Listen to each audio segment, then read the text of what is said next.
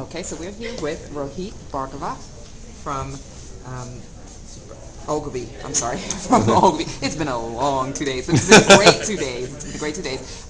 And they have come to the Corporate Social Media Summit, and they have been just wonderful on panels, and Rohit has just been all over the place, and we would love to get your feedback on why Ogilvy decided to partake in this conference. It's different. It's for corporations.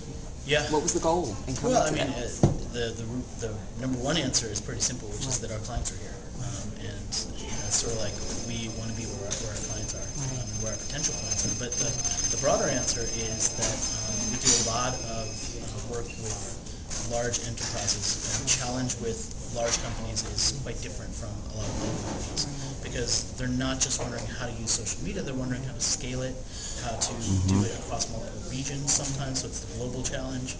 And it's something that we do a lot of, and it was really important for us to try and share that point of view and also maybe get some learnings back in return. It's not just us delivering something one way, but I mean, I took a lot away from the conference in terms of just listening to everyone else's experiences. Right.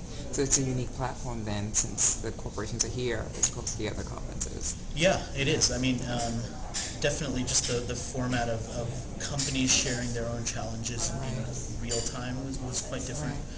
But it was what was interesting to me was, and you guys probably noticed this as well, was that the people who were here attending were quite different from what you often get. It wasn't, the people who were here weren't trying to sell anything to anyone. And not to say that every conference is like that, but this one in particular seemed to have fewer people like that. And it seemed to have more people who were genuinely here to learn, take actions away that they could actually go and use at their companies. And so the vibe of this was very learning oriented. I thought that was really great. So you also moderated a panel as well. I mean, Yeah. can you tell us a little bit about the panel that you moderated? Yeah, so the panel I moderated was all about how do you get your employees to talk about your brand and how do you create a framework within your company that makes that easy to happen. Because people people like to talk about what they do. That's just a basic fact. And for any company, if you try and silence your own employees, you're sort of losing your best chance at these, what I call accidental spokespeople, right? Like people who, it's not their job to be a spokesperson, but they sort of take that role because they're passionate about something and because they want to talk about it. Right. So the panel was all about like, how do you actually foster that? And how do you do it in such a way that covers you for any sort of negativity or issues that you might have in the future? So how do you create like things that maybe you don't want them to talk about and give them a framework to actually then go and talk. Right. So if you could say one thing that might have been a great takeaway from that panel for young entrepreneurs and corporations on how to do just that, what would it be for them to? The first thing, well, I would say two things. Okay. Is that okay? I'll give you two. All right, okay. So the first one is to find the people who are really passionate who are already out there. Because in every organization, you already have people who are really passionate about this stuff, and they're already using it. And they are the great people to connect with because they're pioneers within your own company that may not necessarily be getting the credit for it. It may not be at the management level either. They may be at any level. And I think the second thing is to establish some guide rails for what you do want people to do so that, number one, they get a sense that you want them to actually be out there because a lot of employees just assume that the company doesn't want them saying anything because they're not the PR director, and so they don't say anything. And if you give them the guide rails and you say, you know what, here are the three things you shouldn't talk about. Don't talk about our stock price. Don't badmouth competitors. Don't talk about secret stuff. On a very basic level, you've got your guidelines right there. And then here's what everything else is fine to talk about. Then you give people a sense of, okay, the company does want us to say some stuff. And then people, things start to happen. So. Okay. So on the scale of looking at one of the big issues in social media for corporations, particularly Facebook, privacy. When you deal with privacy with your clients, and even within Ogilvy, Ogilvy is huge, and it can't be easy. But on a scale of 1 to 10, how much of a concern is privacy with your clients in social media? I mean, how concerned are they that they're revealing too much?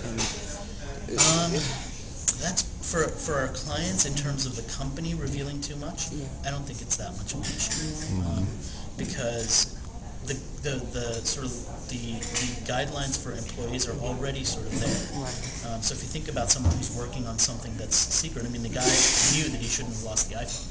It had nothing to do with whether he posted it on Facebook or not. People know that about their jobs already. They know what they're not supposed to share. So that's not that new. What's new is the these people aren't used to being a voice on behalf of the brand. Not the voice, but a voice. That's what people aren't used to. Even in their off time? Even in their off time. I mean, if I talk about where I work, I just say I work there and here's what I do. Not, here's the philosophy of my company, or here's why I love to work there. I mean, people don't sometimes make that connection. But if they do, then it becomes a really powerful thing, not only for customers, but also just from a recruiting point of view, because everybody wants to get the best people. And the way you get the best people is by having people happy working in the first place. So then where does Ogilvy, because I know Ogilvy has a big presence, obviously a huge presence, advertising and marketing. Where would you like to see social media go from here? I mean, what's needed to answer some of the concerns that we heard today? I mean, there were so many, I know, but what's the most important? Let's say in the next year, a year from now, what would you like to see that would help Ogilvy and the clients? Well, I'll start by telling you what I don't want to see. I like There that. we go. Which is what's happened with digital.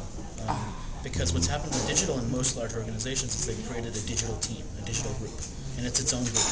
So you've got the marketing, you've got the customer service, you've got the PR, you've got the digital, and it's just another silo. And if we add another one to that, and we put social media into another one, then we're just setting ourselves up for all the issues that large companies already have around collaboration, dealing with one another.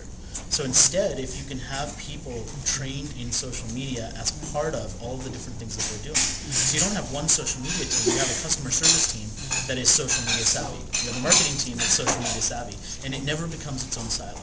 Because my big fear is that it becomes another silo and then you're sort of headed down the same path again. The antithesis of social media. I mean, it's supposed to be... Yeah, it's just another way of communicating. And if we can educate the PR team on how to use it for the PR activities, if we can educate the marketing team on how to make it part of the mix, if we can educate the media buying groups about how to buy media in social media, which seems like a totally weird thing to do, but you can do that already, and you just need to get smarter about how to do it.